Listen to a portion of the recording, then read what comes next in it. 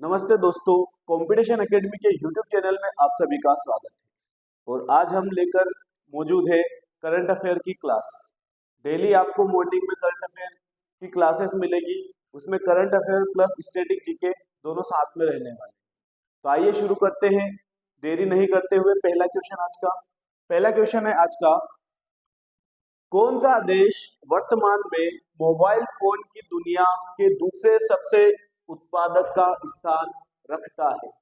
कौन सा ऐसा देश है जो मोबाइल उत्पादक में नंबर 2 पर पहुंच चुका है? तो इसका सही जवाब हो जाएगा भारत, अपना प्यारा भारत। जो भारत है अपना, वो मोबाइल उत्पादन में दूसरे नंबर पर पहुंच चुका है। अगर चीन की बात करूं तो चीन नंबर 1 पर है, जबकि भारत नंबर 2 पर है। इसके अलावा बात करूं निर्यात की या एक्सपोर्ट की, निर्यात करने में नंबर 1 पर कौन है? तो निर्यात, देखो ये उत्पादन की बात हो गई थी, ये उत्पादन की बात हो गई थी।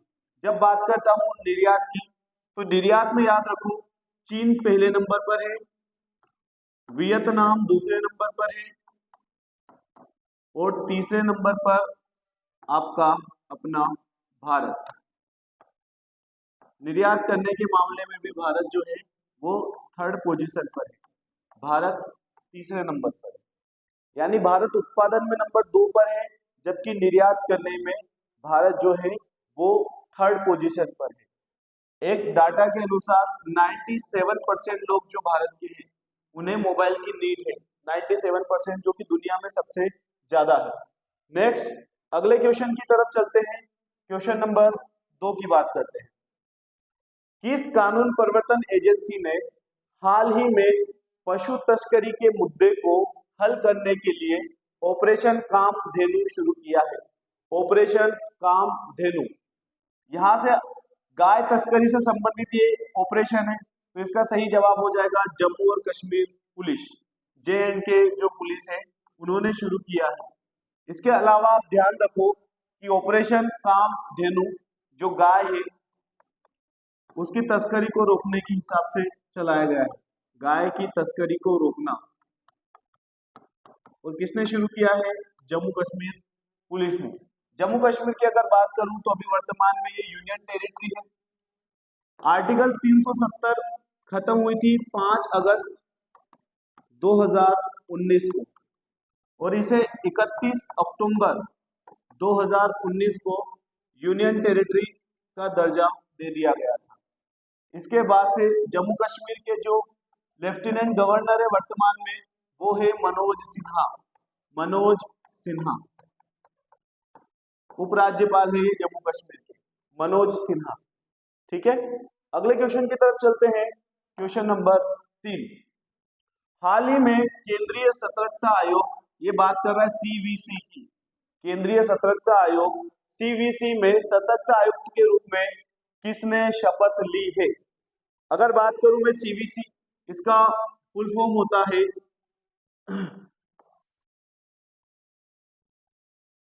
सिविल, ऐसे याद रख सकते हो आप, सेंट्रल विजिलेंस कमीशन, मतलब होता है केंद्रीय सतर्कता आयोग। 1962 में संथानम समिति की सिफारिश पर इसे बनाया गया, संथानम समिति की सिफारिश पर, ये बहुत इंपॉर्टेंट है। संथानम समिति की सिफारिश पर 1962 में आई थी संथानम समिति, और इसे 1964 में बनाया गया। इसकी स्थापना कब हुई है?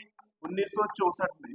जबकि इसमें अधिनियम कब लाया गया इसको बनाने के लिए? तो अधिनियम लाया गया था 2003 के अधिनियम के तहत इसे कानूनी दर्जा दिया गया, कानूनी मान्यता, कानूनी दर्जा दिया गया। ठीक है, इसका जो कार्यकाल होता है इनके, वो होता है 4 वर्ष या 65 वर्ष। इसका मतलब होता है 4 वर्ष तक कोई भी बंदा रह सकता है, 65 वर्ष की उम्र तक। इसके अलावा अगर बात करूं, इसमें इनको रिपोर्ट कौन सौंपता है? रिपोर्ट, तो इनको रिपोर्ट सौंपता है लोकपाल। ठीक है, लोकपाल इनको रिपोर्ट सौंपता है। ये करप्शन से रिलेटेड जो भी मुद्दे होते हैं उन पर कानूनी कार्यवाही करने के लिए जाना जाता है। तो केंद्रीय सतर्कता आयोग से जो भी सारी चीजें हो सकती थी हमने देख ली। CVC central vigilance commission 1962 Santhanam समिति 1964 में इसकी स्थापना हुई समिति की सिफारिश पर। इसको कानूनी मर्यादा प्राप्त 2003 में। इसका कार्यकाल 4 या 65 वर्ष होता है। जबकि रिपोर्ट ये लोकपाल, इसको लोकपाल जो है रिपोर्ट सौंपते हैं। नेक्स्ट अगले क्वेश्चन की तरफ चलते हैं। हाल ही में किसने राष्ट्रीय अनुसूचित जाति आयोग के अध्यक्ष का, अनुसूचित जाति की बात कर रहा है यानी एससी की बात कर रहा है, शेड्यूल कास्ट की बात कर रहा है, कि अध्यक्ष का पद ग्रहण किया है? तो इसका सही जवाब हो जाएगा किशोर मकवाना। ये काफी समय से, लंबे समय से पद खाली चल रहा था। तो वर्तमान में जो एससी जाति आयोग है इसके अध्यक्ष बना दिए गए हैं किशोर मकवाना। बात हो रही है एससी आयोग की। तो जो एससी आयोग है वो अनुच्छेद 338 संविधान का 338 बताता है कि भारत में एक एससी आयोग होगा, एक एससी आयोग होगा। जबकि अनुच्छेद 338 ए एसटी आयोग के बारे में बात करता है, एसटी आयोग के बारे में बात करता है। जबकि अनुच्छेद 338 बी ओबीसी आयोग के बारे में बात करता है, ओबीसी आयोग के बारे में बात करता है। इस राष्ट्रीय अनुसूचित, अब इन तीनों आयोग की अगर बात कर लूं, इन तीनों आयोग में एक अध्यक्ष होता है, एक उपाध्यक्ष होता है और 3 सदस्य होते हैं। 3 सदस्य होते हैं। इनकी संरचना इस टाइप से है, एक अध्यक्ष है, एक उपाध्यक्ष है और 3 सदस्य है। इसके अलावा अगर और भी क्वेश्चन बने, इनका हेडक्वार्टर पूछे तीनों का, इनका हेडक्वार्टर कहाँ पड़ेगा? एससी आयोग का, ओबीसी आयोग का या एसटी आयोग का? इनका हेडक्वार्टर आपको नई दिल्ली मिलेगा, तीनों का नई दिल्ली, नई दिल्ली। ठीक है। और कितने वर्ष तक? ये 3 वर्ष या 70 वर्ष, 3 वर्ष या 70 वर्ष इनका कार्यकाल होता है। 3 साल के लिए चुने जाते हैं और ये दोबारा भी चुने जा सकते हैं, दोबारा नियुक्ति के पात्र होते हैं। कोई भी 3 वर्ष के लिए चुना जाता है तो एक बार और 3 वर्ष के लिए चुना जा सकता है। तो 2 बार इनकी नियुक्ति हो सकती है। नेक्स्ट अगले क्वेश्चन की तरफ चलते हैं। किस संगठन ने हाल ही में मिशन नामक दिव्यास्त्र के तहत MIRV multiple dependent targetable re entry vehicle तकनीक से लेस अग्नि 5 मिसाइल का सफल परीक्षण किया है? देखो, अग्नि 5 मिसाइल की बात कर रहा है। अग्नि 5 जो मिसाइल है उसका जो अभी वर्तमान में मिसाइल का जो सफल परीक्षण किया है वो डीआरडीओ ने किया है, डीआरडीओ ने। चलो कुछ चीजें मैं आपको बता देता हूं कि अग्नि 5 से रिलेटेड जो जो इंफॉर्मेशन है हम इस पे एक डिस्कस कर लेते हैं।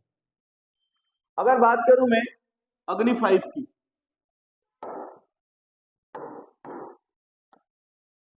अग्नि 5 की अगर मैं बात करूं, अग्नि 5 ये पहली बार 2012-13 में इसका सफल परीक्षण किया गया। 12-13 में सफल परीक्षण किया गया, सफल परीक्षण। ठीक है, कब किया गया था? 2012-13 में इसका सफल परीक्षण किया गया था। लेकिन अभी वर्तमान में 2023-24 में अभी जो है ना, ये मिर्व टेक्निक के तहत इसका सफल, ये तकनीक दूसरी तकनीक तरीके से इसका तकनीक चेंज है। इस बार टेक्नोलॉजी चेंज है। मिर्व तकनीक के द्वारा इसका सफल परीक्षण किया जा रहा था। इसकी अगर रेंज की बात करूं मैं, इसकी रेंज 5000 से लेकर 8000 किलोमीटर तक है इसकी रेंज। इसमें आप देखोगे चीन पूरा कवर हो जाता है ना इस मिसाइल से, और आधा यूरोप लगभग कवर हो जाता है इस अग्नि 5। ठीक है, इसके बाद मिसाइल मैन किसे कहा जाता है? अगर बात की जाए मिसाइल मैन, मिसाइल मैन कहा जाता है एपीजे अब्दुल कलाम को। एपीजे अब्दुल कलाम जो है वो मिसाइल मैन कहे जाते हैं। जबकि मिसाइल विमेन किसे कहा जाता है? मिसाइल विमेन ये कहा जाता है टेसी थॉमस। टेसी थॉमस एक लेडी है, उन्हें मिसाइल विमेन कहा जाता है। इसके अलावा अगर बात करूं मैं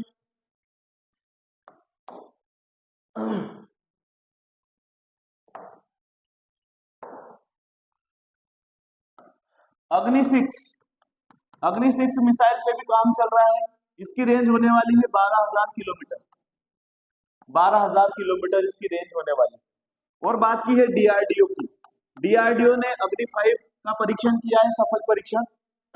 इसका फुल फॉर्म होता है डिफेंस रिसर्च डेवलपमेंट ऑर्गेनाइजेशन, है ना।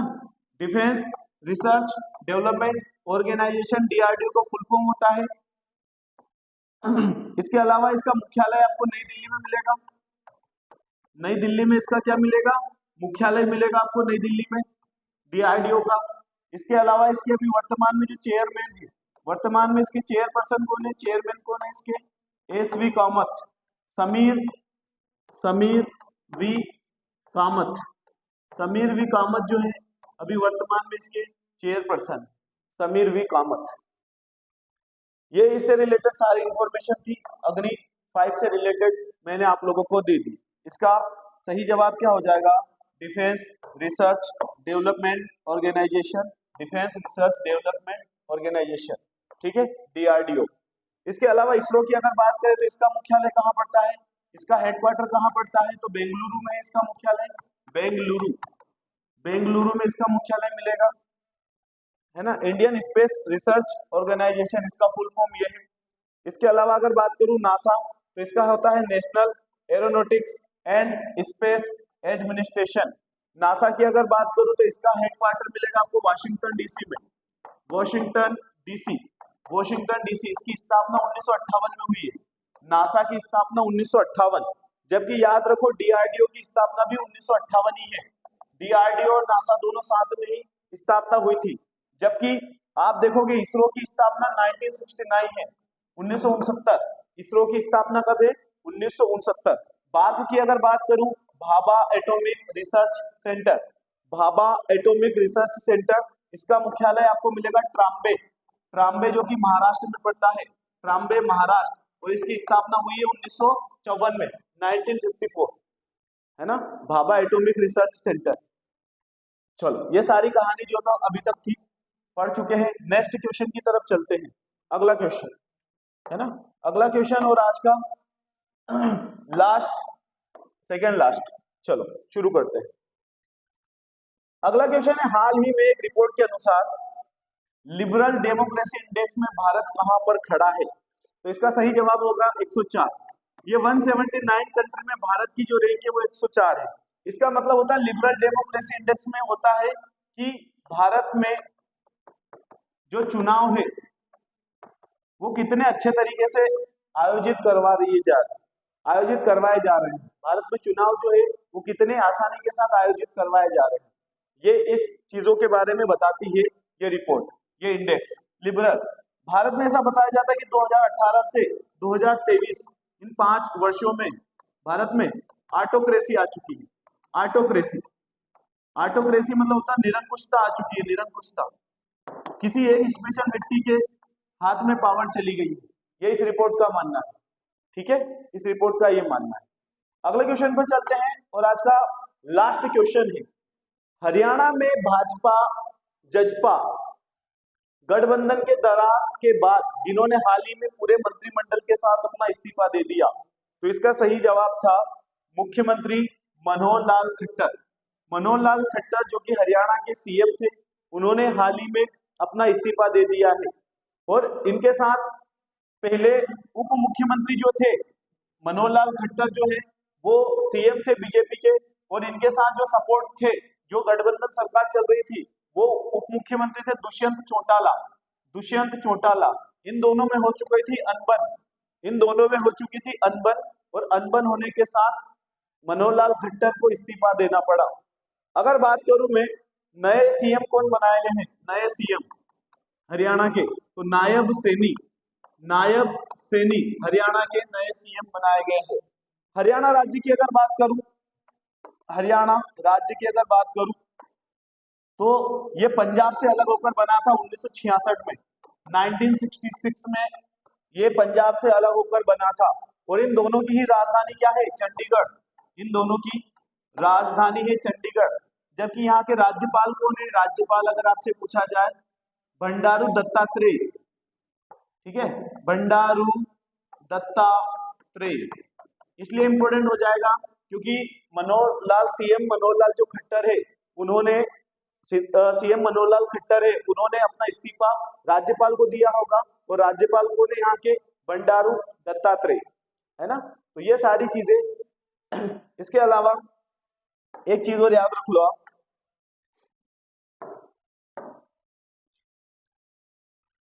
हाल ही में एक रिपोर्ट आई है हथियारों से रिलेटेड, सिबरी इसके बारे में, सिबरी जो होती है रिपोर्ट पेश करती है, सिबरी उसका नाम है संस्था का, सिबरी हथियारों से रिलेटेड एक रिपोर्ट है। उसमें जो भारत है, भारत सबसे ज्यादा हथियार निर्यात, सबसे ज्यादा हथियार आयात करवाता है भारत, मतलब सबसे ज्यादा क्या करता है, हथियार मंगवाता है भारत, अपना सबसे ज्यादा हथियार मंगवाता है, नंबर 1 पर है भारत, सबसे ज्यादा हथियार मंगवाने के मामले में भारत नंबर 1 पर है। और सबसे ज्यादा किस देश से मंगवाता है, सबसे ज्यादा मंगवाता है रूस से। किस देश से मंगवाता है, सबसे ज्यादा रूस से। इसके अलावा अगर बात करें सबसे ज्यादा हथियार बेचता कौन है, सबसे ज्यादा हथियार, ठीक है, सबसे ज्यादा हथियार निर्यात कौन सा देश करता है, निर्यात, तो यूएसए, अमेरिका है वो सबसे ज्यादा हथियार बेचने वाला कंट्री है। तो ये आज के current affair plus static GK से संबंधित इंफॉर्मेशन थी। आई होप आपको ये वीडियो पसंद आया होगा। ऐसे ही इंफॉर्मेशन के लिए बने रहिए हमारे चैनल के साथ, तब तक के लिए धन्यवाद।